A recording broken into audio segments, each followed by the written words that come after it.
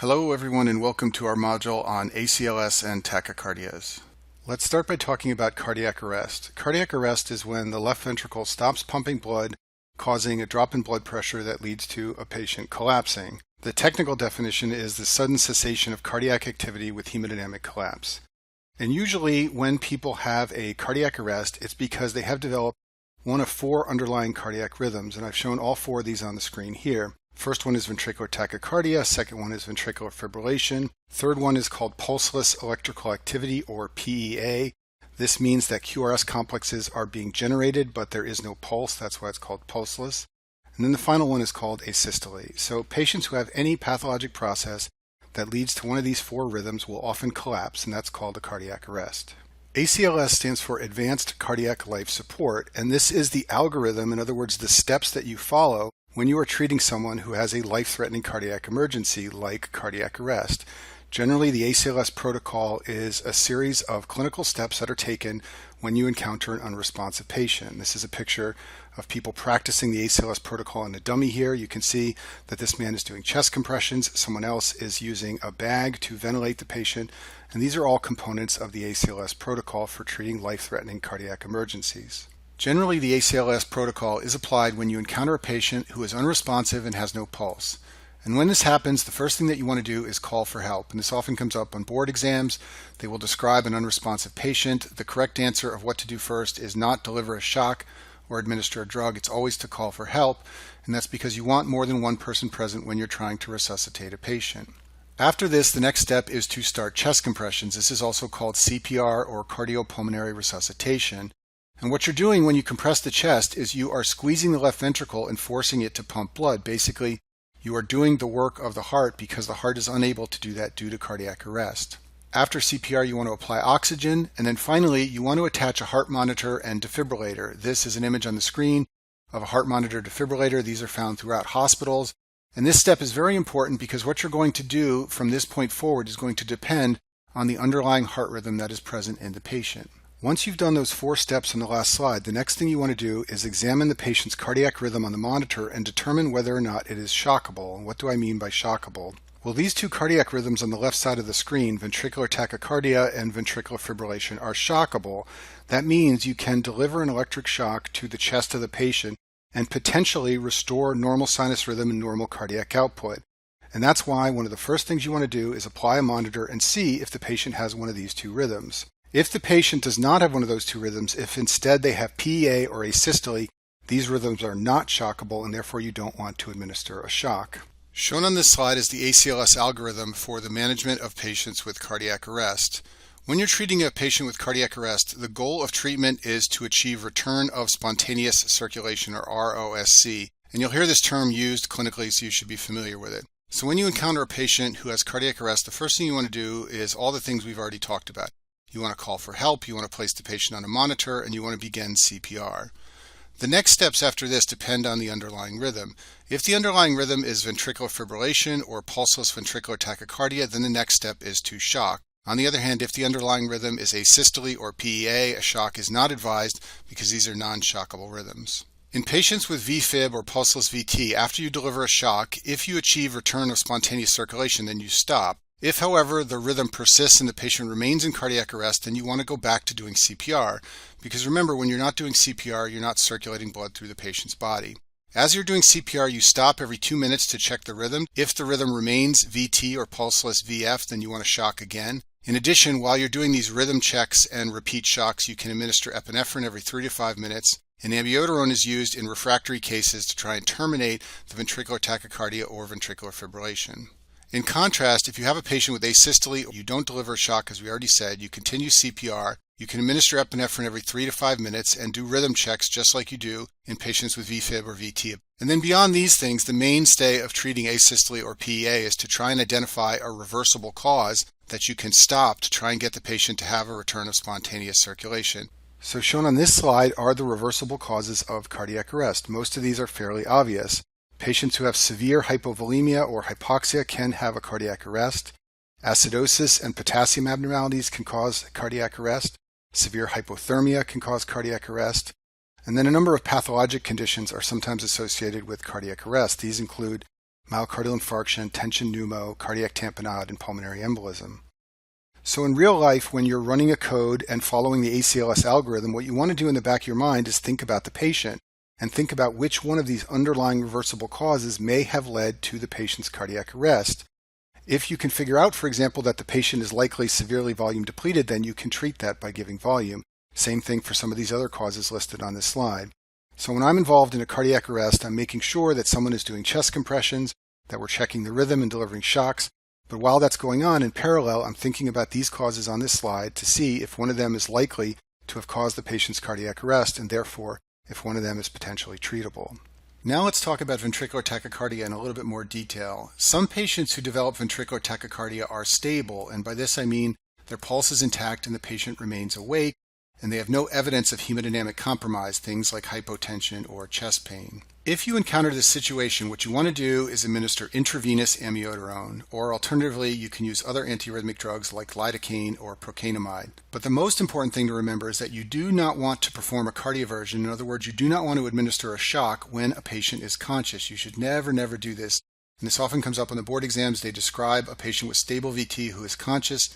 Even though VT is a shockable rhythm, you never shock patients when they're conscious because it is extremely painful. The correct answer for treatment of stable VT is to administer intravenous amiodarone or another antiarrhythmic. In real life, patients with stable VT sometimes pass out, so you can wait until they lose consciousness and then you can shock them, or you can administer anesthesia like propofol and then shock them, but the important thing is to never shock a patient who is conscious. Polymorphic ventricular tachycardia is a subtype of ventricular tachycardia where the QRS complex morphology varies over time. If you look at the bottom right side of the screen, this is an example of monomorphic ventricular tachycardia. You can see that all the QRS complexes have the same shape. On the left side of the screen is an example of polymorphic ventricular tachycardia. You can see that the QRS complexes change over time. Patients with polymorphic VT usually have multiple foci of abnormal electrical activity in the ventricle, and that's why all those multiple foci generate QRS complexes that change over time. It's an unstable rhythm that can lead to cardiac arrest, just like any form of ventricular tachycardia, and it's treated the same way as other forms of ventricular tachycardia. And usually polymorphic ventricular tachycardia occurs in patients who have myocardial ischemia. So for example, a patient with a STEMI can have ischemia to the entire anterior wall of the left ventricle. That often leads to polymorphic VT with lots of abnormal foci of electrical activity in the ventricle. Torsade de Pointes is a special subtype of polymorphic ventricular tachycardia that occurs in patients who have a prolonged QT segment on their surface ECG. If you look at the bottom right side of the screen here, this is an example of a very prolonged QT interval. So the QT interval begins at the onset of the QRS interval and it ends at the end of the T wave. And a normal QT interval is about 400 to 500 milliseconds. This patient's QT interval is over 600 milliseconds. It's over 3 big boxes wide, and that is severely prolonged.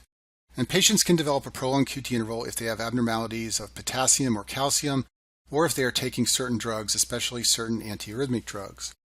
When the QT interval becomes prolonged, patients are at risk for developing this arrhythmia, Torsade de Pointes, which is a subtype of polymorphic VT. It's called Torsade de Pointes because that term means twisting of the points, and you can see that the QRS complexes go from very large to very small, and that is believed to look like a twisting of the points. And basically, this is just a special subtype of ventricular tachycardia, and you treat it the way you would treat any form of ventricular tachycardia. If the patient is hemodynamically unstable, you administer urgent defibrillation. The one special thing about torsades that you should know, especially for your boards though, is that when patients have recurrent episodes, you can treat this with intravenous magnesium sulfate. For reasons that are poorly understood, magnesium sulfate works to suppress Torsade de Pointes. This is the only arrhythmia where we use it. So in a board question of a patient having this arrhythmia who has a history of something causing their QT segment to be prolonged, the right answer is often magnesium sulfate. So lots of cardiac arrests happen outside the hospital, and when this occurs, there's often no one around to perform CPR and resuscitate the patient. So many times, patients with out-of-hospital cardiac arrest do not survive. In terms of your board exams, what you want to always remember is that the time to resuscitation is the strongest predictor of survival of an out-of-hospital cardiac arrest. If there is someone around to begin resuscitation in a short period of time, that leads to improved survival. If it's a long time until someone responds to the cardiac arrest, there's a poor prognosis. This is the most important factor to determine whether or not patients survive. And then beyond this, there are many other poor prognostic signs. I've listed a couple of them on this slide, If the initial rhythm is PEA or asystole, that's a bad prognostic sign. If spontaneous circulation does not return after 5 minutes of CPR, that's a bad sign. And then, of course, advanced age is also a bad prognostic sign. Now let's talk about evaluating tachycardic rhythms in unstable patients. So when we say a patient is hemodynamically unstable, usually what we mean is they have hypotension or chest pain or respiratory distress of acute onset. And when one of these things is going on, the patient often has a fast heart rate. In other words, they have a tachycardia. Now, in clinical practice, sorting this out is tricky business because the tachycardia could be causing the patient to be unstable, or the tachycardia could be a consequence of the instability. For example, a patient who is hemorrhaging will have a tachycardia. The tachycardia is not making them sick. It is a response to the hemorrhage. On the other hand, a patient with ventricular tachycardia can be hemodynamically unstable, and the hemodynamic instability is coming totally from the arrhythmia. So determining whether or not a tachycardia is the cause or a consequence of hemodynamic instability is beyond the scope of this video. But what I want to point out to you here is that when you're evaluating a tachycardia in an unstable patient, a key distinction is whether or not the tachycardia is associated with a wide or a narrow QRS complex. So here's a slide on the QRS interval, and recall that this interval starts at the beginning of the QRS complex and ends at the end of the QRS complex. And a normal QRS interval is less than 120 milliseconds, which is 3 small boxes wide. And a normal QRS interval is narrow, like you see here. It's nice and narrow. Some causes of a wide QRS interval are shown on this slide. First of all, if you have a right bundle branch block or a left bundle branch block, that will make the QRS complex wide. And hopefully you can appreciate, even without measuring it, that this is a wider QRS complex than the narrow one up here at the top of the screen. Same is true for the left bundle branch block. Hopefully you can appreciate that this is a wide QRS complex compared to a narrow one. And then the final cause of a wide QRS complex is ventricular tachycardia, which we've already been talking about. So all of these QRS complexes are wide. None of them look narrow like the normal QRS. So when you're assessing an unstable patient who has a tachycardia, the first thing you want to do is decide whether or not you think the QRS complex in that tachycardia is wide or narrow, because that is going to help you to determine what the cause of the tachycardia is and how to treat the patient. So when we say a patient has a wide complex tachycardia, we mean that they have a rapid heart rate and a QRS complex that is wide, meaning greater than 120 milliseconds. And there are basically 2 broad categories of causes of wide complex tachycardias, and you can differentiate one from the other on the ECG. The first cause is ventricular tachycardia, like I've shown on the slide here. The second cause is a supraventricular tachycardia with an aberrancy like a left bundle branch block or right bundle branch block. So for example, imagine that a patient has a left bundle branch block and they develop sinus tachycardia from exercise. Well, they are going to have a wide complex tachycardia like what I've shown on the screen here. And obviously the treatment of sinus tachycardia is very different from the treatment of ventricular tachycardia. So an advanced ECG topic, something beyond the scope of medical students, something more in line with the cardiology boards, is using the ECG to differentiate ventricular tachycardia from sinus tachycardia with an aberrancy like a bundle branch block.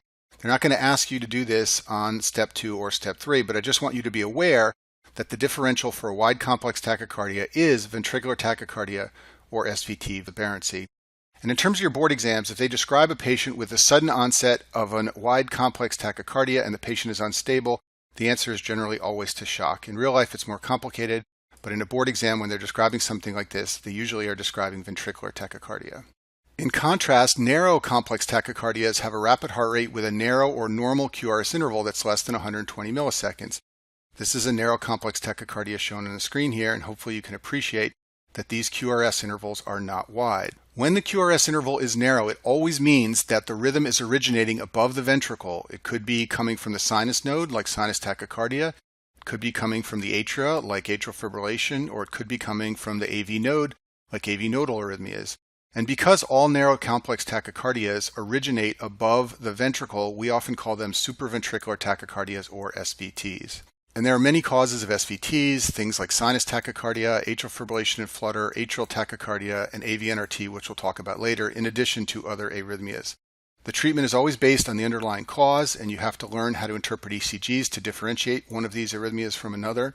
And once again, in terms of your board exams, if they describe a patient with the sudden onset of an SVT and the patient is unstable, the answer is almost always to shock. That's because many forms of SVT will convert to sinus rhythm if you deliver an electrical shock. And so that's what you want to do when someone is unstable with a sudden onset SVT. So that's a nice segue into talking about electrical cardioversion. Electrical cardioversion is the delivery of electricity to the heart to try to terminate a pathologic rhythm and restore sinus rhythm. And there are two ways this can be done. One is called unsynchronized and one is called synchronized. Unsynchronized cardioversion is also referred to as defibrillation. This involves delivery of a high energy shock that is delivered to the heart immediately when you press the buttons on the machine. And this is used for life-threatening arrhythmias like ventricular fibrillation or pulseless ventricular tachycardia. These patients are at risk of death, and therefore you want to deliver a high energy shock because high energy shocks are more likely to work, and you want to deliver them right away when you press the buttons. You don't want any delay. The other type of cardioversion is called synchronized. In this form of cardioversion, a low energy shock is delivered, and the machine synchronizes the shock so that it's delivered during a QRS complex. The idea here is to avoid shocking during the T wave, which can cause heart rhythms to convert to ventricular fibrillation. So if you look at the bottom of the slide, this is a rhythm strip with rapid atrial fibrillation. And if you saw this rhythm on the defibrillator machine and you press the sync button, the machine will place arrows over every QRS complex. And what that means is the machine is trying to tell you that it's recognizing the QRS complexes, and when you press the button, it's going to wait for the next QRS complex to deliver the shock, and then it will deliver that low energy shock. So this is the preferred way to cardiovert SVTs. The reason is supraventricular tachycardias are generally less dangerous than ventricular tachycardias, and you don't want to convert them into ventricular fibrillation. So if you're delivering a shock for an unstable SVT or a stable SVT, like atrial fibrillation or flutter, that's when you use synchronization. The only other time we use synchronization is in patients who have stable ventricular tachycardia, like I talked about before. You can also use the synchronized shock in those situations. Remember that the unsynchronized shocks, which are also referred to as defibrillation, those are reserved for situations where patients have life-threatening arrhythmias like VFib and pulseless VT. I'll finish this module by talking about PSVTs. A PSVT is a paroxysmal supraventricular tachycardia, and a PSVT is a special kind of SVT. In a PSVT, there is a tachycardia that is a regular supraventricular rhythm that has an abrupt onset and also usually an abrupt offset. If you look at the bottom of the screen, this is an ECG example of a PSVT. So at the beginning of the ECG, this patient has a normal sinus rhythm. And then there is the abrupt onset of a regular supraventricular tachycardia, and that is the definition of a PSVT. And PSVTs are distinguished from other types of SVTs because of the fact that they have an abrupt onset and they are regular. So for example, sinus tachycardia is not a PSVT. That's because sinus tachycardia does not start from one beat to the next. It has a slow onset. When you exercise, you develop sinus tachycardia, but it doesn't occur in one heartbeat. Slowly your heart rate rises as you are exercising, and therefore sinus tach is not a PSVT. Atrial fibrillation is also not a PSVT because atrial fibrillation is irregular and not regular. So PSVTs are the special subtype of SVTs that have a regular rhythm and an abrupt onset. And when they occur, they often cause palpitations. That's the most common symptom that patients with PSVTs complain about. Rarely they can cause chest pain, and even more rarely they can cause people to faint or have hypotension. So a PSVT is a sudden onset regular supraventricular tachycardia, but there are many underlying causes of PSVT. But the most common cause of a PSVT is AVNRT. AVNRT stands for atrioventricular nodal reentrant tachycardia. It's the most common cause of a PSVT. And in order to develop AVNRT, you need to have dual AV nodal pathways. So what do I mean by that? I want you to look at the right side of the screen, and I want you to imagine that everything in yellow here is the AV node of a patient. And then I want you to imagine that up at the top we have the atria, and down at the bottom we have the His bundle conducting electricity to the ventricles. People who develop AVNRT have dual pathways in their AV node. That means that there are some fibers that conduct electricity slowly and some fibers that conduct electricity quickly or fast. And what can happen under the right circumstances is that an electrical impulse can go slowly down the slow pathway and then find the fast pathway and go up the fast pathway. And this can create a circuit going around and around like this. And this will cause a tachycardia that will be regular. In other words, there will be impulses traveling down to the ventricle that are fast and tachycardic and that occur at regular intervals. And this is most common in young women. The mean age of onset is about 32 years old. So in a board question, a person with AVNRT causing a PSVT is going to be most likely a young woman complaining of palpitations. I've cleared away my ink so I can show you one of the hallmark features of AVNRT on the ECG, and that is the presence of retrograde P waves. So when a person develops AV-NRT and there is a circuit of electricity going around the AV node, that circuit of electricity will send electrical impulses down to the ventricle, causing a tachycardia. But some electrical impulses will also go backwards up to the top, which is where the atria is. That will generate a P wave, but it will be a special kind of P wave called a retrograde P wave. So here is an ECG of a patient with AV-NRT, and after each QRS complex there is a little bump. That is a retrograde P wave. You can see one coming after each and every QRS complex, and that is a classic finding in patients who have AV-NRT. The abrupt onset of a supraventricular tachycardia with retrograde P waves, that is AV-NRT. So as I told you before, patients with AV-NRT develop recurrent episodes of palpitations, and usually the episodes spontaneously resolve. But if the episode won't resolve and the palpitations are continuing, anything that will slow conduction in the AV node will break the arrhythmia. That's because the slow pathway already has slow conduction, so if you slow conduction further through the slow pathway, there will be no conduction and the circuit will break. So as I said before, imagine you have electricity going around and around in these dual pathways. Anything that slows conduction in the slow pathway will halt conduction here, and that will break the circuit and sinus rhythm will return. And there are basically three ways we slow conduction in the AV node that you should be aware of for your boards. The first one is carotid massage, the second one is vagal maneuvers, and the third one is the antiarrhythmic adenosine. Adenosine slows conduction in the AV node, and so a person in the emergency room with AV-NRT that won't break can be administered adenosine, and that will break the tachycardia and return sinus rhythm. As I said on the last slide, carotid massage is another way that you can slow conduction in the AV node to break the arrhythmia AV-NRT. The way carotid massage is performed is the examiner presses on the neck of the patient near the carotid sinus. And what this does is it stretches baroreceptors in the carotid sinus. The stretch in those baroreceptors is going to be interpreted by the brain as high blood pressure. And when the brain thinks there's high blood pressure, it tries to decrease the sympathetic nervous system activity and increase the activity of the parasympathetic nervous system. That leads to more vagal tone, in other words, increased conduction through the vagus nerve. And since the vagus nerve innervates the heart and the AV node, this will slow conduction in the AV node. So hopefully you'll get to see someone do this clinically, but many times I've seen patients in the ER, they have an SVT and they're complaining of palpitations. I could administer adenosine, but what's easier to do is simply have the patient lie back, I press on their neck, and in a few seconds the arrhythmia breaks and sinus rhythm returns.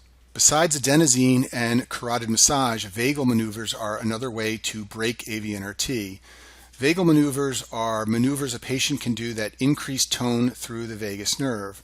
One of these is the Valsalva maneuver. So the way a patient performs the Valsalva maneuver is you ask the patient to bear down as if they're moving their bowels. This will increase the thoracic pressure, and this will press on the aorta and slightly increase the aortic pressure.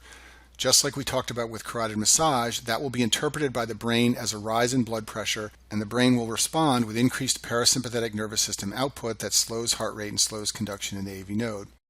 And all these things here can also be used as vagal maneuvers, and many patients who have AV-NRT learn to do these things. They simply feel palpitations, and they do one of these maneuvers, and they make the palpitations go away. That is a way to manage AV-NRT if the patient is able to do it. So any patient that has dual pathways and develops AV-NRT can have the arrhythmia return, although for many patients the arrhythmia happens very infrequently and it's really not much of a problem. So most patients who have infrequent episodes need no therapy, but if patients are having recurrent episodes of palpitations from AV-NRT, you can give them a beta blocker or a calcium channel blocker like verapamil or diltiazem. All these drugs slow conduction in the slow pathway and they make it harder for the arrhythmia to develop. And then finally, this is rare, but there are patients who have refractory AV-NRT that continues to occur despite taking one of these drugs. And for those patients, there is a surgical procedure where the slow pathway is identified and ablated so that it can't conduct electricity, and that eliminates the dual pathways and makes the arrhythmia AV-NRT go away. I'll finish this video with one slide on AVRT, which is atrioventricular reentrant tachycardia. This is another cause of a PSVT, and even though it sounds a lot like AV-NRT, it's completely different from AV-NRT. It's a different arrhythmia entirely. In order to develop AVRT, the patient must have a bypass track, which means they must have the Wolff-Parkinson-White syndrome. By way of review, patients with the WPW syndrome have a delta wave on their EKG like shown here, and they have a short PR interval. So when a patient who has this type of EKG develops a PSVT, that patient most likely has gone into the arrhythmia AVRT, which is different from AV-NRT. The treatments for AVRT are similar but slightly different from AVNRT. It can be treated with AV nodal slowing agents, and there are surgical options.